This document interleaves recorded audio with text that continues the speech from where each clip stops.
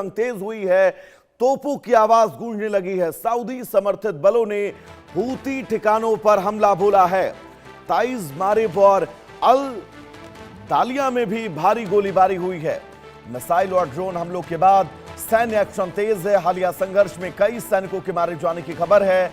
शांति प्रक्रिया पर अब नया संकट मंडराने लगा है। तो यमन में एक बार फिर संघर्ष की आग भड़कती दिखाई दे रही है। लंबे समय से जारी तनाव के बीच बीच में बनी शांति की कोशिशों के बीच अब युद्ध के मोर्चे पर फिर तोपों की गड़गड़ाहट सुनाई दे रही है। रिपोर्ट के मुताबिक सऊदी अरब समर्थित सरकारी बलों ने ताइज मारिब और अल दाइला जैसे रणनीतिक ठिकानों पर हूती ठिकानों के खिलाफ गोलीबारी शुरू कर दी है। बताया जा रहा है कि एक्शन इस महीने की शुरुआत में हुए उन हमलों के जवाब में है जिनमें हूती लड़ाकों ने सरकारी सैन्य शिविरों को मिसाइल और ड्रोन से निशाना बनाया था। उन हमलों में कई सैनिकों के मारे जाने की और बड़ी क्षति की खबरें थीं। इसके बाद सरकारी बलों ने जवाबी कार्रवाई तेज की। यमन का संघर्ष पिछले कई सालों से मध्य पूर्व की सबसे जटिल विनाशकारी लड़ाइयों में शामिल रही है और यही वजह है कि अब इन हमलों के बीच सऊदी ने यमन में मौजूद हूती विद्रोहियों के ठिकानों पर अटैक की शुरुआत कर दी है।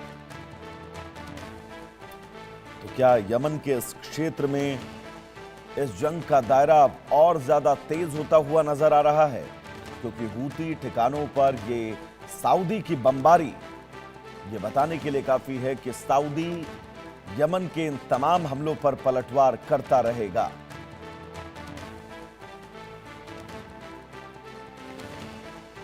दरअसल हूती ठिकानों पर गोलीबारी के बीच बहुत महत्वपूर्ण जानकारी और मैं आपको इसके पूरे विस्तार में लेकर चलूंगा आज। दरअसल यमन विद्रोही ईरान समर्थित एक ऐसी प्रॉक्सी है जिसको मिडिल ईस्ट में ईरान लगातार फंड करता है, हथियार मुहैया करवाता है, लॉजिस्टिक सपोर्ट देता है और पूरी कोशिश यमन विद्रोहियों में यमन के अंदर हूती विद्रोहियों की यही रहती है कि वो ईरान के प्रॉक्सी बनकर ईरान के हित में काम करते रहें, इस क्षेत्र में ईरान को मजबूत किए जाने की कवायद में आगे बढ़ते रहें।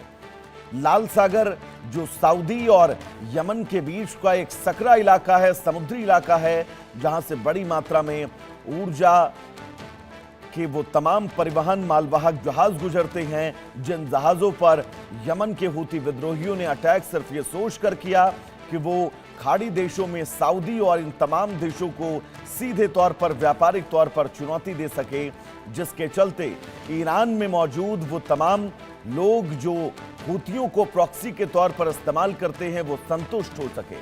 क्योंकि सऊदी अरब इस ईरान, अमेरिका और इजराइल के युद्ध में ऐसा देश है जो अमेरिका के सैन्य ठिकानों को अपने भौगोलिक क्षेत्रफल में न सिर्फ जगह देता है बल्कि मजबूती से उनके साथ भी खड़ा रहता है। और ईरान लगातार सऊदी के उन अमेरिकी ठिकानों पर, अमेरिकी बेस पर अटैक कर रहा है और अब हूती विद्रोहियों ने हॉर्मुज स्ट्रेट पर ईरान लगातार हमले कर ही रहा है। और ये दूसरा समुद्री मार्ग जो ठीक हॉर्मुज स्ट्रेट जैसा है, लाल सागर का वो रास्ता जहां से बड़े मालवाहक जहाज गुजरते हैं, उन इलाकों में भी हूती विद्रोहियों ने तमाम जहाजों को निशाना बनाया, जिसके बाद अब ये कॉन्फ्लिक्ट सऊदी और यमन के बीच शुरू हो चुका है। और इसी के मद्देनजर अब सऊदी ने यमन पर मिसाइल और बमों से बरसात कर दी है। अतुल रंजन हमारे साथ जुड़े हुए हैं तमाम जरूरी अपडेट्स के साथ। अतुल, मिडिल ईस्ट और पश्चिमी एशिया में इस वक्त दर्शकों को ये तय है, समझ नहीं आ रहा होगा कि हो क्या रहा है। कभी वो उनके ऊपर अटैक कर देता है, कभी वो उन पर बमबार्डिंग कर देता है। ईरान कभी खाड़ी देशों पर हमले कर देता है, खाड़ी देश यमन पर हमले कर देते हैं, इजराइल सऊदी पर हमले कर देता है, अमेरिका ईरान पर हमले कर देता है। ये बड़ा घुमावदार कॉन्फ्लिक्ट है। एक बार सामान्य भाषा में आप दर्शकों को समझाइएगा, इस हमले का महत्व क्या है, मतलब क्या है? जी बिल्कुल, आप ठीक कह रहे हैं कि जो मिडिल ईस्ट में जो है काफी यहाँ कई मोर्चों पर जो है इस वक्त जो है युद्ध जो है छिड़ा हुआ है। और जो अभी जो सबसे जो गंभीर जो नई नई कह सकते हैं जो मोर्चे पर जहाँ पर जो है कुछ हमले हुए हैं वो है यमन में एक बार फिर जो है युद्ध जो है काफी गंभीर मोर्चे पर पहुंच गया है। और जो बताया जा रहा है कि सऊदी अरब समर्थित जो यमन सरकार है और उनकी सरकारी बल जो है वो ईरान समर्थित जो हूती विद्रोही हैं उनके बीच जो है भीषण लड़ाई चल रही है, चाहे वो जमीन पर हो या फिर हवा में जो है वो संघर्ष शुरू हो चुका है। यानी कि सऊदी के समर्थित यमन यमन के सऊदी का जो सपोर्ट है यमन सरकार को, और उसके जो सरकारी सिक्योरिटी पर्सनल है यानी सिक्योरिटी वाले जो हैं, और जो ईरान के समर्थित जो हुती हैं उनके बीच यमन में जो है ये युद्ध शुरू हुआ है। अब देखिए कि साल 2022 के संघर्ष विराम के बाद से ही शांत पड़े मोर्चे पर अब एक बार फिर से जो है ड्रोन और मिसाइल जो है वो एक तरह से गूंजने लगे हैं इस इलाके में, जिससे जाहिर सी बात है जो शांति की जिसकी उम्मीद थी यमन में, उसका एक बार फिर से जो है इस पर संकट के बादल छा गए हैं। अब आप देखिए कि जो युद्ध की तोपें और जो गोलीबारी जो फिलहाल जो जिन इलाकों में देखी जा रही है यमन में, उनमें सबसे ज्यादा जो है ताइज का नाम का जो प्रांत है वहां पर जो है काफी जो हुती विद्रोही है उन्होंने सरकारी ठिकानों पर जो है काफी हमला किया है और घुसपैठ करने की कोशिश की है। साथ ही साथ जो मारिब का इलाका है ये काफी तेल समृद्ध इलाका है, जहां पर हुतियों ने जो है रिहायशी इलाके है और सैन्य कैंप जो है इनको निशाना बनाया है। यहाँ पर मिसाइलें जो है वो दागी गई हैं। इसके जवाब में जो है यमनी सेना ने भी जो है काफी जो है प्रहार किया है और काफी विनाशकारी हमले भी किए हैं इनफैक्ट उन पर। और उसके अलावा एक आखिरी जो जगह है वो अल दलिया नाम का जो जगह है जहां पर तोपखाने और भारी गोलीबारी जो है वो दोनों तरफ से जो है शुरू कर दी गई है।